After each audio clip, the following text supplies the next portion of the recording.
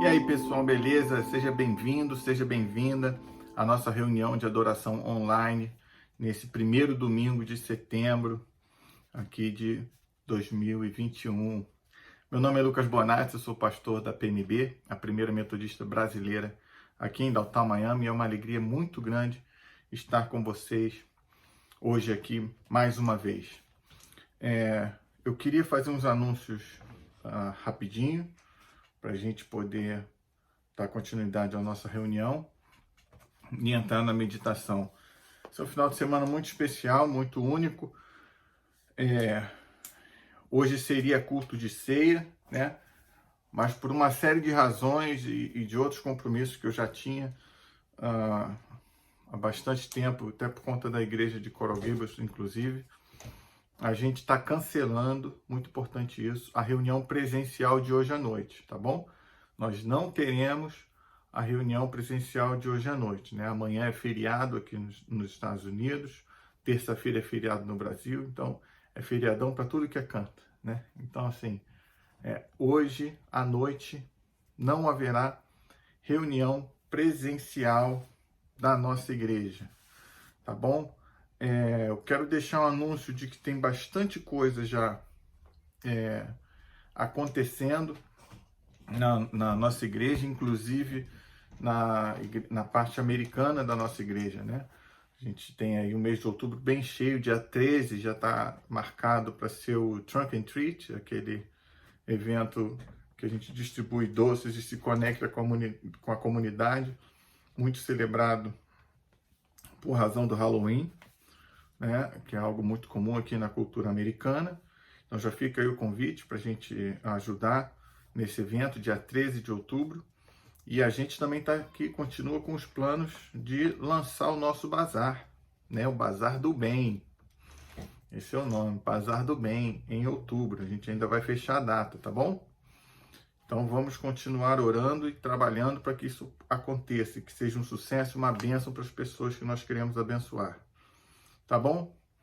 E eu queria falar uma coisa em especial hoje, com muito carinho, com muita calma. Peço para você sua paciência para que você me ouça, tá bom? Deixe seu comentário aí, reflita, porque é importante. Nós estamos vivendo um tempo muito importante na nossa vida e na nossa história, né? E nós, como servos e servas de Deus, como discípulos e discípulas de Jesus, seguidores e seguidoras de Jesus, temos responsabilidade em tudo que nós fazemos, responsabilidade com o nosso mundo, com a transformação do nosso mundo. Portanto, deixa eu te dar uma palavrinha aqui. Eu não sei você, mas eu já tentei entrar no Fórum da Justiça, no tribunal, de bermuda e chinelo. Obviamente, eu não consegui. Você já conseguiu? Você já tentou? É uma regra que eu acho um absurdo de ridícula, mas é uma regra que existe. Não se pode entrar em tribunais de bermuda e de chinelo. Não pode. Ninguém deixa. E ninguém briga por isso. Verdade ou mentira? Você já viu alguém saindo na mão com segurança do fórum, com segurança no tribunal, porque a pessoa estava de bermuda e queria lá consultar o processo dela e não podia? Não pode, não vão deixar. Tá? E ninguém perde a cabeça por isso. Ninguém entra as vias físicas por conta disso, né? Existe um processo, existe uma regra que é obedecida, imposta pelos seguranças do tribunal, né? Mas que pode um dia ser mudada, né? Nada impede que um dia essa regra ridícula caia e a gente possa entrar de bermuda e de chinelo, ou pelo menos só de bermuda, num tribunal. Por enquanto ainda não pode.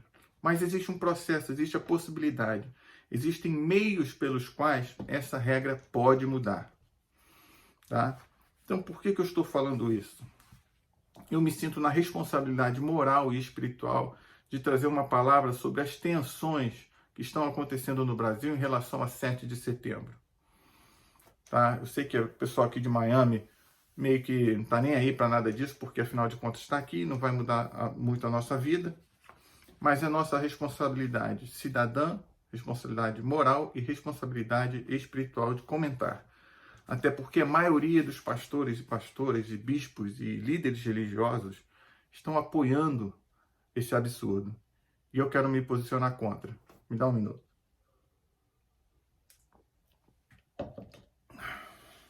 Primeiro eu quero começar dizendo que sim, o STF nos irrita a todos. O Congresso Nacional nos irrita a todos, em vários momentos, em várias situações, mas não sempre. Não sempre. Não em toda e qualquer situação. E o fato de nos irritar nos permite nos posicionar, nos permite falar contra, criticar, né? Fazer o que tiver que fazer. O que não nos permite é cometer crime. O que não nos permite é desobedecer à Constituição e desejar, fomentar, trabalhar em prol da destruição dessas instituições. Tá? Isso é um erro. Por exemplo, eu não tenho uma experiência boa com a Polícia Militar no Rio de Janeiro.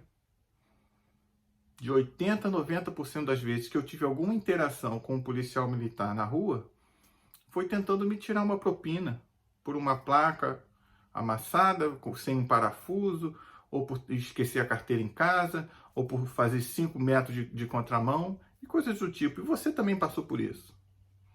Isso não me dá o direito de dizer que a gente tem que acabar com a Polícia Militar, que eles não servem para nada.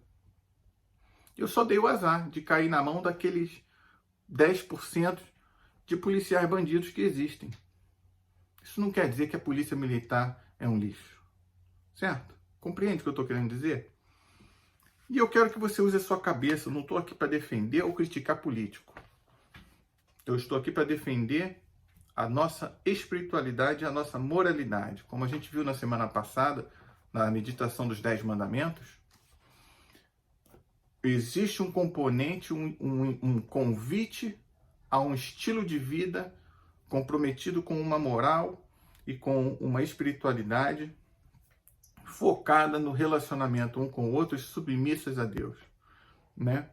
Enfim, se você não viu a pregação da semana passada, dá uma olhadinha que você vai entender do que eu estou querendo dizer. Então, o que eu quero dizer é o seguinte: sim, nós devemos e temos o direito de criticar as instituições, todas elas, presidente, Congresso, STF, até a diretoria da escola, até o vizinho chato, até o síndico do prédio. Nós temos o direito de criticar. Nós não somos máquinas, somos pessoas com opiniões. Isso é saudável. O que nós não podemos fazer é mentir. É mentir, é forjar verdades que não são verdades, é fomentar crimes. Tá? Então me responda o seguinte: o que nesse governo, que o governo tentou fazer, que o Congresso ou o STF tenha proibido? O que foi de agenda, de mudança, de coisa importante para o país que não teve apoio dessas instituições? Ora, o STF e o Congresso, eles não causaram problemas para a reforma da Previdência. O governo propôs a reforma da Previdência, na minha opinião, absurda, e foi aprovada. O STF não se opôs ao aumento absurdo do salário dos militares, inclusive da acumulação de salários. Hoje o general Mourão, o general Heleno, o general Braga Neto e essas pessoas que estão no governo, eles estão ganhando mais de 100 mil reais, 60 mil reais, acumulando salários, furando o teto constitucional, desobedecendo a Constituição e recebendo muito mais do que deveriam, do que poderiam. O STF não se opôs, o Congresso não se opôs. A reforma trabalhista foi feita, o Congresso não se opôs, o STF não se opôs. A venda de estatais sem autorização do Congresso, o STF não se opôs e o Congresso não se opôs. E é lei. É lei. Então, essas são minhas críticas. Minhas críticas ao STF são por permitir essas mudanças. Né? Então, o que eu quero dizer? A agenda de governo, as propostas de governo que foram colocadas, o STF não se opôs e o Congresso não se opôs. Até liberação de armas. Hoje no Brasil existem mais caçadores e colecionadores registrados do que militares. Você sabia disso? Existem mais pessoas com autorização para terem fuzis nas suas casas do que o número de militares que nós temos no país inteiro. Isso é um campo para milícia e para bandido se legalizarem suas armas. E o Congresso apoiou porque o governo propôs. O STF apoiou porque o governo propôs. Então, ficar dizendo que o STF e o Congresso são o câncer do Brasil, que ficam prejudicando o Brasil, é uma mentira. É uma meia mentira e uma meia verdade. É uma verdade porque permitem coisas que eu considero injustas, mas não porque estão prejudicando este governo. Mentira. Quando este governo tenta fazer algo ilegal, imoral, inconstitucional, aí sim o Congresso e o STF dizem não, cumprindo o papel deles. Esse é o papel dos três poderes, é trazer equilíbrio entre as forças. O Brasil tem muitos absurdos, está desequilibrado porque são todos canalhas. O Executivo, o Judiciário e o Legislativo. Tem canalhas liderando todas essas esferas. Agora, dizer que eles estão provocando coisas ruins contrárias ao governo, isso é mentira. 80%, 90% das coisas que o governo quer fazer têm sido aprovadas sem problema nenhum. Portanto, nós não temos nenhuma razão e direito de participar dessas manifestações golpistas do dia 7 de setembro. Participar disso é algo imoral, ilegal, é crime, é uma vergonha e é, em última instância, pecado. Eu falo isso como pastor porque eu considero pecado. Eu acho que você que dá corda para as pessoas que pedem um golpe militar, você está perdido. Você está sem orientação. E eu espero que você tenha paciência de ouvir a minha orientação e refletir sobre ela. Tá? A independência desses três poderes, judiciário, legislativo e executivo, é algo muito importante e necessário para coibir os abusos, né?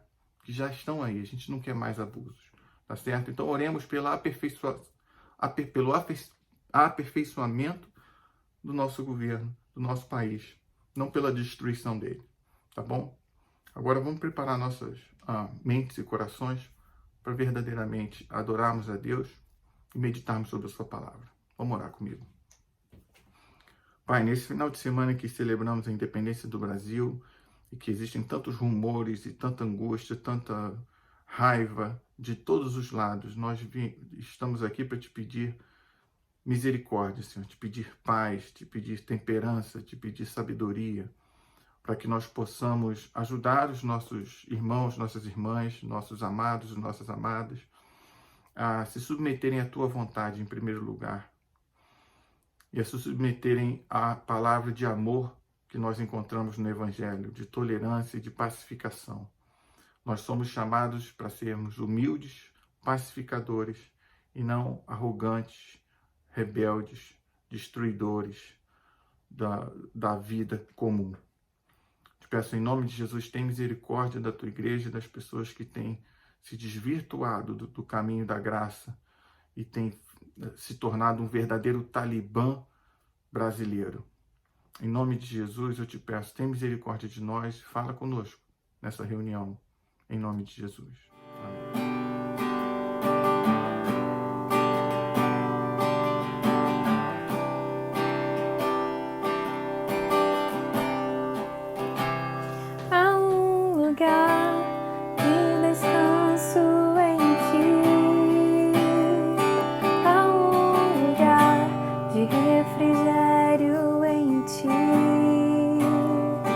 Há um lugar onde a verdade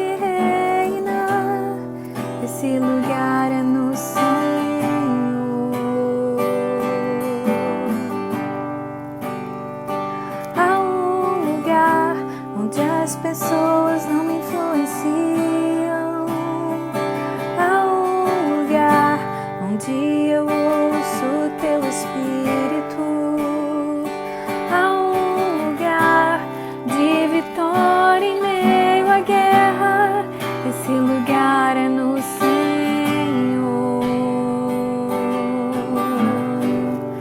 Esse lugar é no Senhor.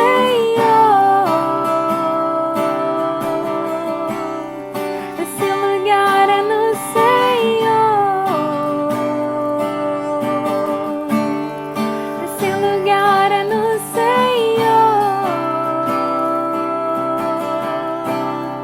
Esse lugar é no Senhor.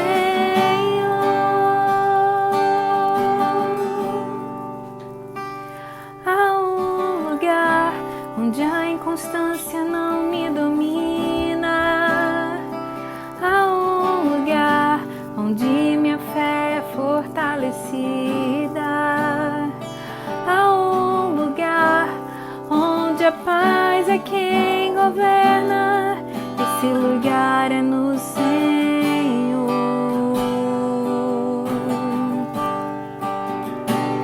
Há um lugar onde os sonhos não se abortam. Há um lugar onde o temor não me enrijece. Há um lugar que quando se perde é que se ganha. Esse lugar é no Senhor.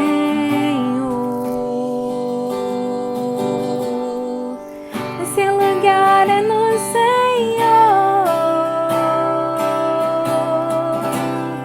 Esse lugar é no Senhor. Esse lugar é no Senhor. Esse lugar é no Senhor.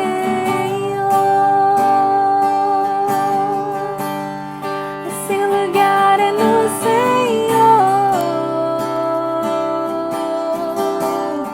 Esse lugar é no Senhor. Esse lugar é no Senhor. Esse lugar é no Senhor.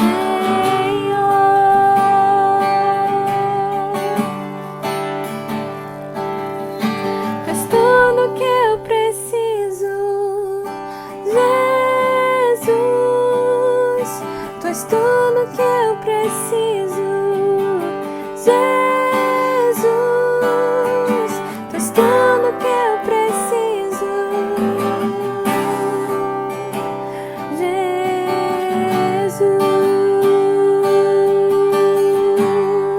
Esse lugar é no Senhor.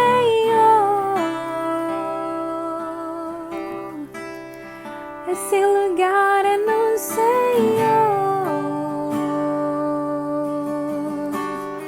Esse lugar é no Senhor.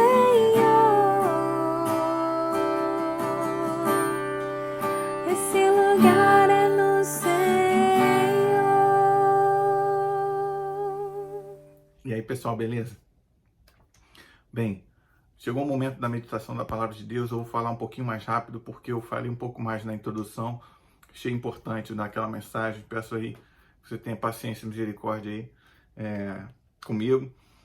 Mas então a gente vai fazer uma meditação mais breve, mais curta, ou talvez eu fale só um pouquinho mais rápido e talvez eu coma alguma palavra aqui ou outra, ou fale alguma coisa errada, que às vezes acontece, tá? Tenha paciência comigo hoje. A palavra de Deus a gente vai ler Êxodo 32, tá bom? É a história do bezerro de ouro.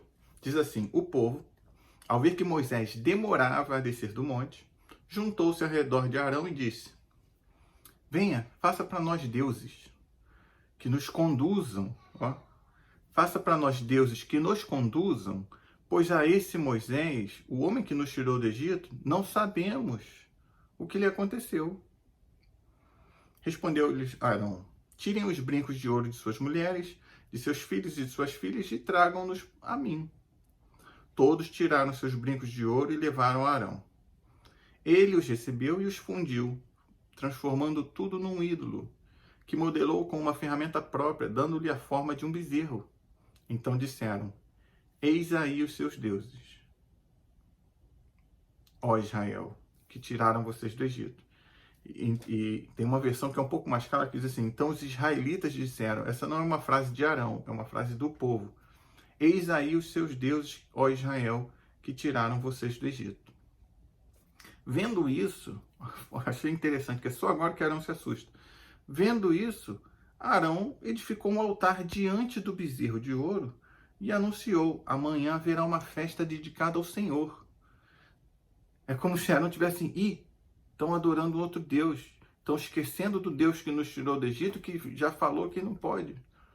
Não, peraí, vou fazer um outro altar aqui. Se Moisés voltar, eu falo que a gente estava orando, né, adorando o Deus correto. Então, não, vendo isso, Arão edificou um altar diante do bezerro e disse: amanhã haverá uma festa dedicada ao Senhor. Na manhã seguinte, eles foram lá e sim ofereceram holocaustos e sacrifícios de comunhão. O povo se assentou para comer e beber e levantou-se para se entregar à farra, diz a palavra. Então o Senhor disse a Moisés: desça, porque o seu povo, que você tirou do Egito, corrompeu-se. Muito depressa se desviaram daquilo que lhes ordenei e fizeram um ídolo em forma de bezerro. Curvaram-se diante dele, ofereceram-lhe sacrifícios e disseram: eis aí, ó Israel, os seus deuses que tiraram vocês do Egito. Essa é a palavra do Senhor para a gente hoje. Eu não sei você, mas sempre que eu lembro eu leio essa história do bezerro de ouro, lembro das vezes que eu ouvi pregações sobre isso, focam tanto nessa farra, né? Focam tanto na festa, na celebração dos deuses, se prostrando diante dos deuses. A imagem que eu tenho na minha cabeça é daquele filme Curtindo a Vida Adoidado. Você lembra desse filme? Curtindo a Vida Adoidado é um filme de um adolescente que finge estar doente para poder matar a aula, para não ir para a escola. Os pais têm que trabalhar, então eles vão trabalhar, a irmã vai para a escola e o cara fica sozinho, fingindo que está doente. Não, tranquilo, adolescente já, numa idade de que pode ficar em casa, já podia até dirigir, né, no filme, e aí fica em casa, dá um jeito de fazer contato com o melhor amigo dele, com a namorada dele, e eles ficam curtindo a vida aquele dia. Vão para Chicago, fazem bagunça, cantam Beatles na rua, numa passeata que está tendo. Não é passeata, não. Parade, eu não lembro. É uma carreata. Enfim, um show que está tendo na rua. E aí é essa imagem que eu tenho. Parece que essa ideia de que nós queremos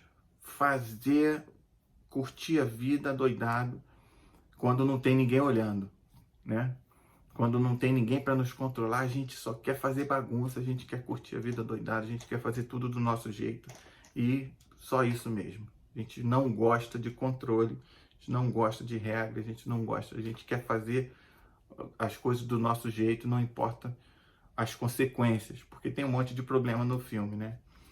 Enfim, essa é a imagem que eu sempre tive. Não sei se você tem a mesma imagem, essa correlação com a história do bezerro de ouro, né? Que é uma interpretação, existem verdades no meio dessa interpretação, mas são verdades rasas, eu diria, né?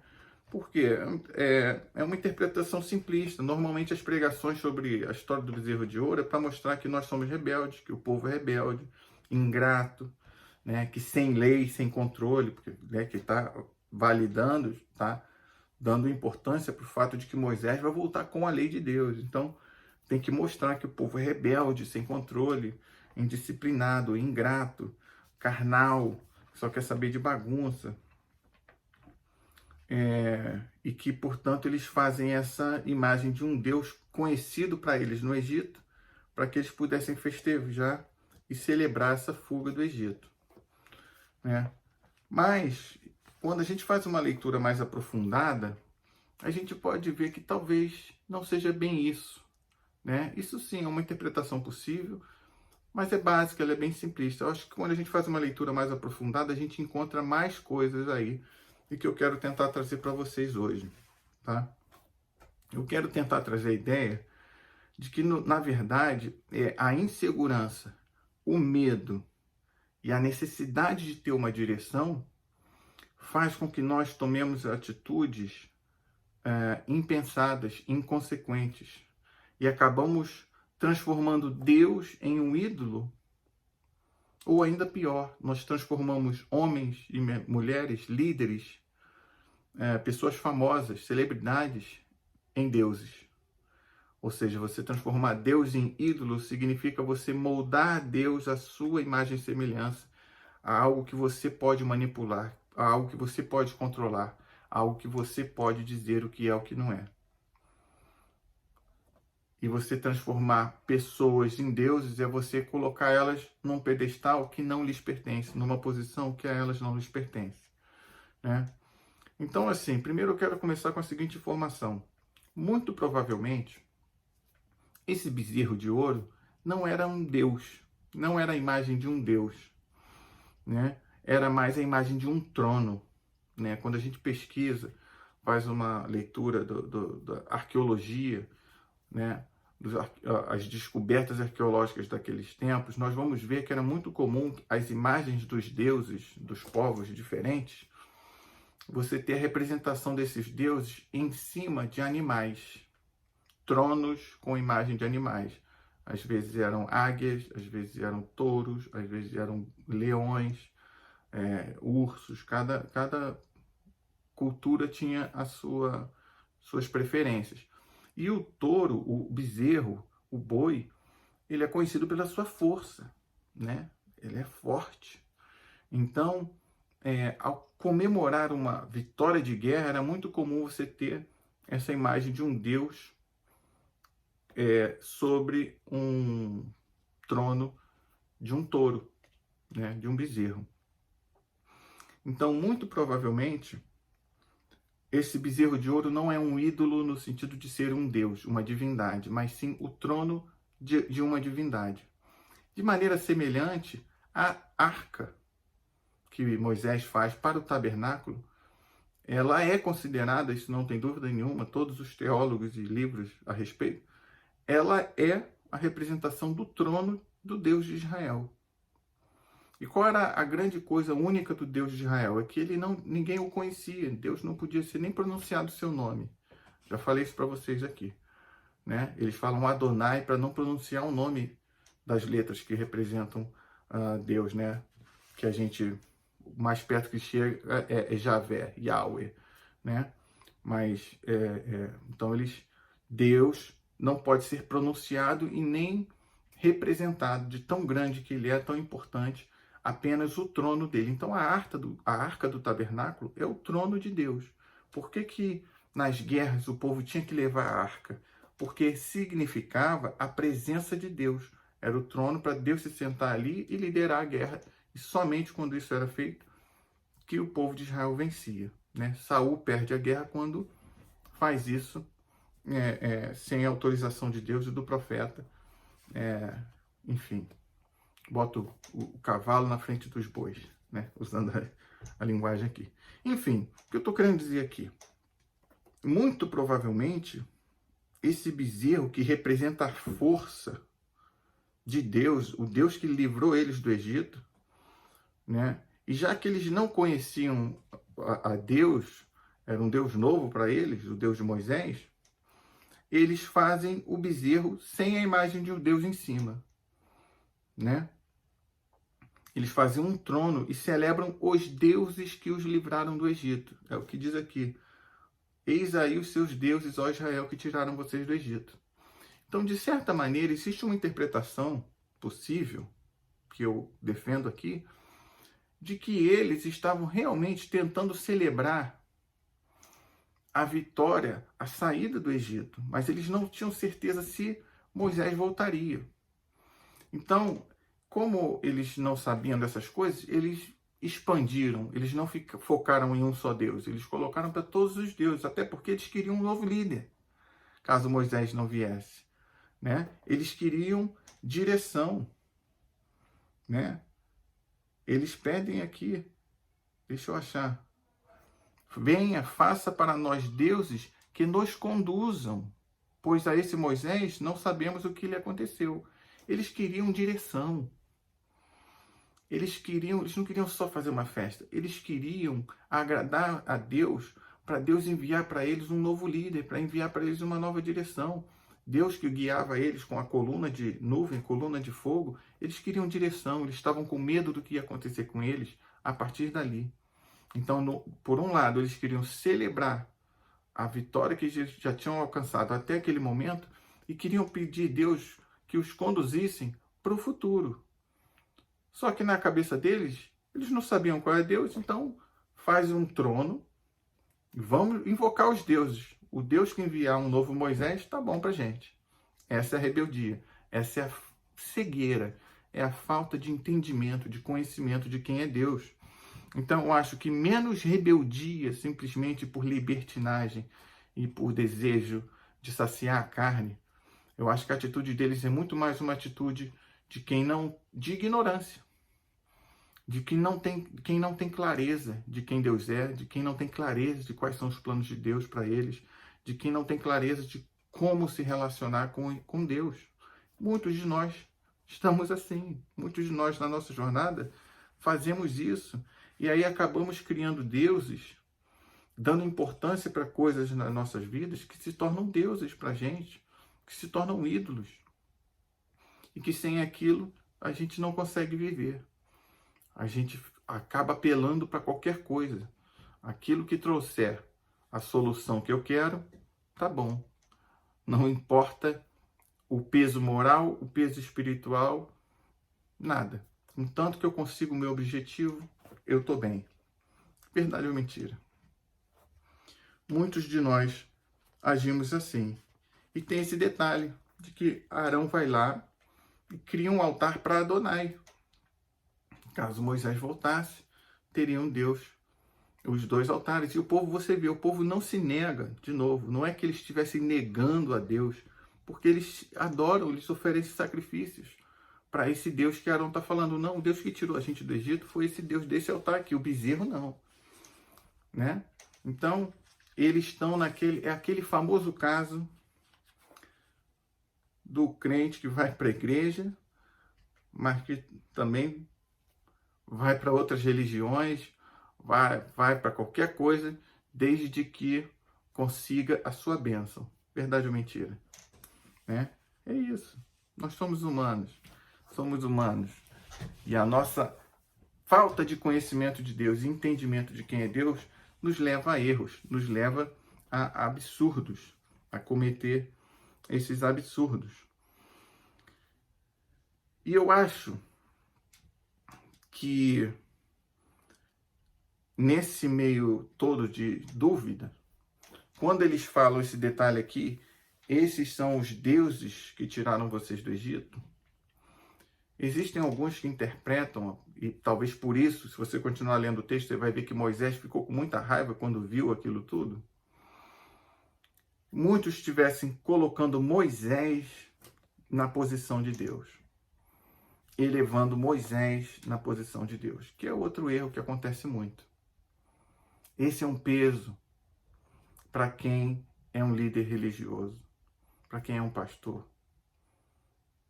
Porque muitos acabam elevando a nós, as pessoas, o ser humano, a uma posição de divindade, a ponto de que não pode falar mal, não pode criticar, não pode discordar do pastor, porque isso seria um pecado, isso seria rebeldia. Eu já vi isso muito nas igrejas. Nossa, e vejo, continuo vendo. Inclusive das pessoas que pararam já de ver esse vídeo pelas coisas que eu já disse no início. Sabe? Tem muito, queridos, pessoas que elevam o humano à posição de Deus.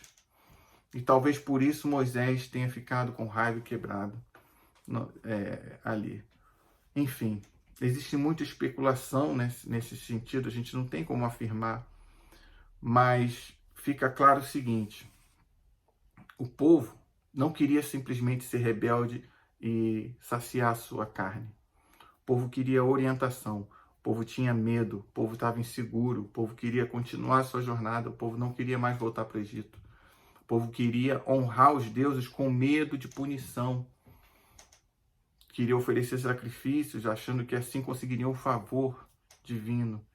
Muitos de nós fazemos isso. A maneira como nós entregamos o dízimo. Às vezes é medo de ficar sem prosperidade. Verdade ou mentira? A gente evita falar mal de pastor, porque ai daquele que toca no ungido do Senhor. Com medo. E o medo, a raiva e a insegurança são péssimos conselheiros. São péssimos conselheiros.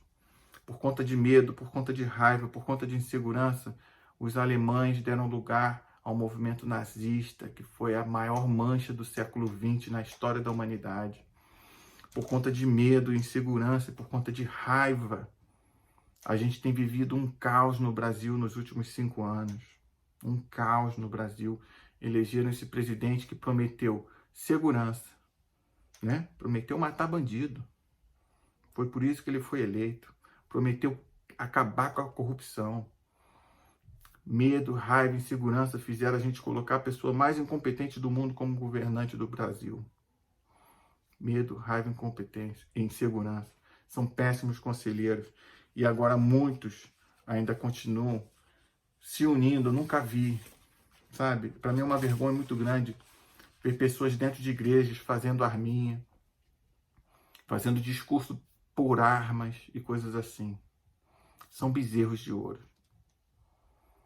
Muitos, eu espero que você não, mas muitos têm adorado a bezerros de ouro dentro das igrejas.